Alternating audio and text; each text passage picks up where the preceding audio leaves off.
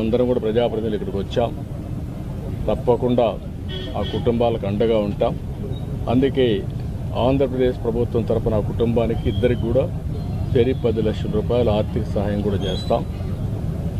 ఎందుకంటే ఒక సంఘీభావాన్ని తెలియజేస్తూ మనం అందరం కూడా ఆ కుటుంబాలకు అండగా ఉండి ఆ కుటుంబాలు నిలదొక్కుకోవడానికి ఏమేం చేయాలో అన్నీ చేయడానికి మనం ముందుకు రావాలి. ఆ శక్తి మనకుంది. చనిపోయినటువంటి చంద్రమౌళి గారికి ప్రగాఢ సానుభూతి, కుటుంబ సభ్యులకు సానుభూతి తెలియజేస్తూ ఆయన ఆత్మకు శాంతి కలగాలని భగవంతుణ్ణి ప్రార్థిస్తూ మరొకసారి ఆ కుటుంబానికి ధైర్యం చెప్తూ సెలవు తీసుకుంటాం.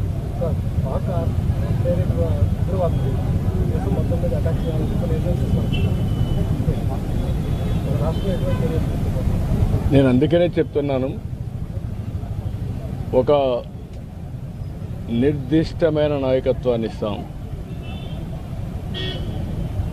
ఒక మాటలో చెప్పాలంటే ఎవరైనా సరే ఎక్కడైనా సరే ఇలాంటి చిల్లర వేషాలు ఇస్తే అలాంటి వాళ్ళకు హెచ్చరిస్తున్నా అదే చివరి రోజు కావాలి. ఎందుకంటే ప్రజా జీవితాలతో ఆడుకుని దేశాన్ని బెదిరించాలనో దేశ సమగ్రతను దెబ్బతీయాలనుకుంటే మాత్రం వాళ్ళ ఆటలు సాగవు. ప్రభుత్వాలు గట్టిగా ఉంటాం, ధీటుగా ఉంటాం, సమాధానం చెప్తాం. అదే సమయంలో నేను కోరుకునేది ప్రజలు కూడా అప్రమత్తంగా ఉండాలి. మనకు తెలియని వ్యక్తి మన పక్కన ఎవరన్నా వస్తే ఎవరు వస్తున్నారో కూడా చూసుకుని ప్రజలే పోలీసింగ్ చేసే పరిస్థితి రావాలి. అప్పుడే ఇలాంటి సమస్యలన్నీ కంట్రోల్ అవుతాయి. ఈరోజు ప్రపంచంలో భారతదేశం దూసుకెళ్లే పరిస్థితి వస్తూ ఉంది. ప్రపంచంలో అగ్రదేశాలన్నీ కూడా ఒకసారి ఆలోచిస్తే అందరికంటే ముందు మనం ఉండే పరిస్థితి వస్తూ ఉంది.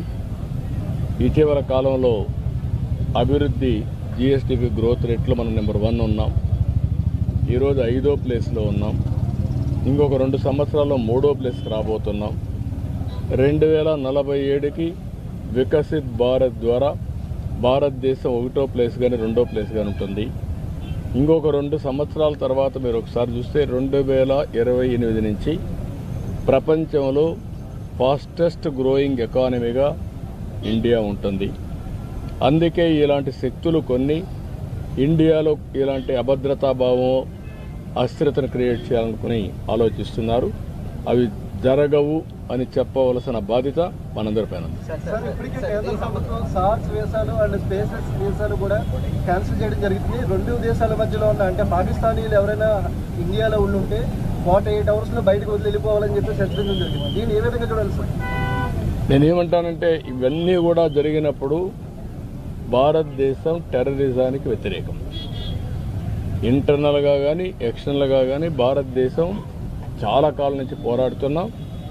కొన్ని దేశాలు మనం చేసే ఎఫర్ట్స్ని సపోర్ట్ చేయకుండా మనం చేసే దానికి కూడా విఘ్నం చేసే పరిస్థితికి వస్తున్నారు. అది కరెక్ట్ కాదు.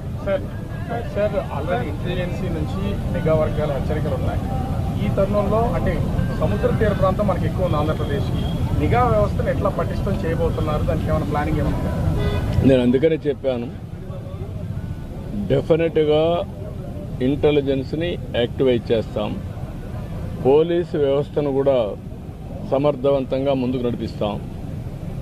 కేంద్రం రాష్ట్రం 2 కలిపి ఎప్పటికప్పుడు సమాచారం కూడా షేర్ చేసుకుంటూ ఎక్కడికక్కడ పటిష్టమైనటువంటి చర్యలు తీసుకుని ముందుకు పోతాం. మీరు అన్నట్టు మనకు వచ్చింది అంటే మెయిన్గా సముద్ర తీరం ఎక్కువ ఉంది, వల్నరబిలిటీ కూడా ఎక్కువగా ఉంటుంది. అలాంటి సమయంలో జాగ్రత్తగా ఉండడమే కాకుండా అప్రమత్తంగా ఉండాల్సిన బాధ్యత మన పైన ఉంది. డెఫినెట్గా ఉంది. అమెరికా అధ్యక్షుడు ఇండియా పర్యటనలో ఉన్నారు. గతంలో కూడా ఇలాంటి పరిస్థితి వచ్చింది, గతంలో కూడా వచ్చింది సార్. అంటే ఏం చెప్తారు సార్ దానికి సంబంధించి? అంటే మోదీ గారు కూడా ఇండియాలో లేనప్పుడు ఈ అటాక్ జరగడం అధికారుల కుట్ర కూడా ఉందని చెప్తున్నారు సార్. దాని నేనేమంటానంటే ప్రతి ఒక్క దానికి కూడా ఒక ప్లానింగ్ ఉంటుంది, ఒక టైమింగ్ ఉంటుంది. ఇలాంటి టైమింగ్ని ఎంచుకోవడం కూడా మీరు చెప్పినట్టు కూడా అనుమానం వచ్చే పరిస్థితి వస్తుంది. అమెరికా వైస్ ప్రెసిడెంట్ ఇక్కడ ఉండడం, మన ప్రధానమంత్రి విదేశాల్లో ఉండడం, ఆ టైమింగ్లో జరగడం అనేది చాలా బాధాకరం. దీన్ని కూడా ప్రజలందరూ కూడా అర్థం చేసుకోవాల్సిన అవసరం ఉంది. ఇది కూడా కుట్ర కోణంలో ఒక భాగంగా ఉండే అవకాశం కూడా ఉంటుంది. సార్ రేపు రాజనాథ్ సింగ్ గారి ఆధ్వర్యంలో అఖిలపక్ష మీటింగ్ జరగబోతుంది. దీని యాజ్ ఎ పార్ట్ ఆఫ్ ఎన్డీఏగా మీరు ఎటువంటి సూచనలు ఇవ్వబోతున్నారు ఈ మీటింగ్? నువ్వు అన్ని విధాల ఈరోజు మనం గుర్తుపెట్టుకో తెలిసిన విషయమే.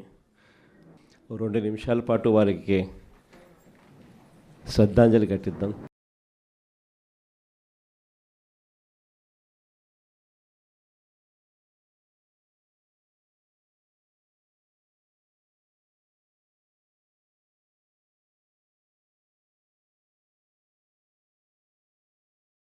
పహల్గామ్లో జరిగిన ఘటన మనం అందరికీ తెలిసిన విషయమే.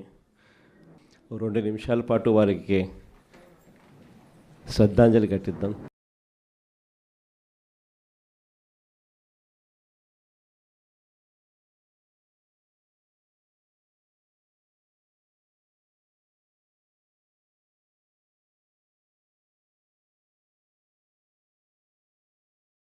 పహల్గామ్లో జరిగిన ఘటన మనం అందరికీ తెలిసిన విషయమే.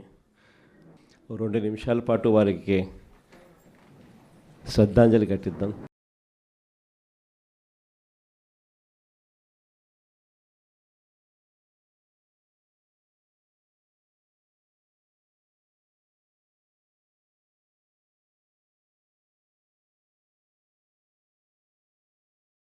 పహల్గామ్లో జరిగిన ఘటన మనం అందరికీ తెలిసిన విషయమే.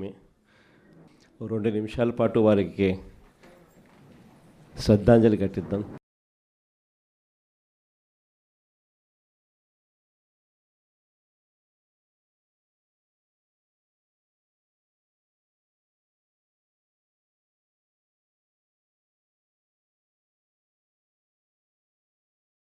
పహల్గామ్లో జరిగిన ఘటన మనం అందరికీ తెలిసిన విషయమే. 2 నిమిషాల పాటు వారికి శ్రద్ధాంజలి ఘటిద్దాం.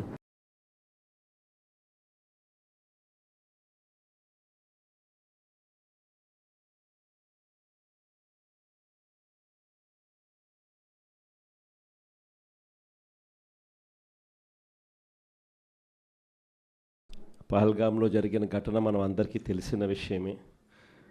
2 నిమిషాల పాటు వారికి శ్రద్ధాంజలి ఘటిద్దాం.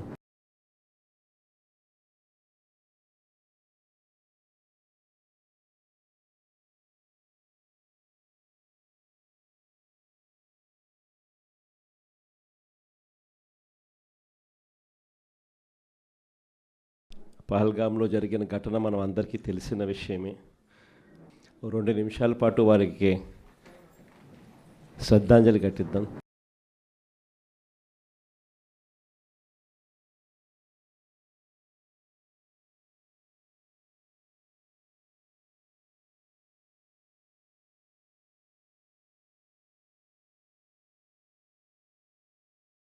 పహల్గామ్లో జరిగిన ఘటన మనం అందరికీ తెలిసిన విషయమే. 2 నిమిషాల పాటు వారికి శ్రద్ధాంజలి ఘటిద్దాం.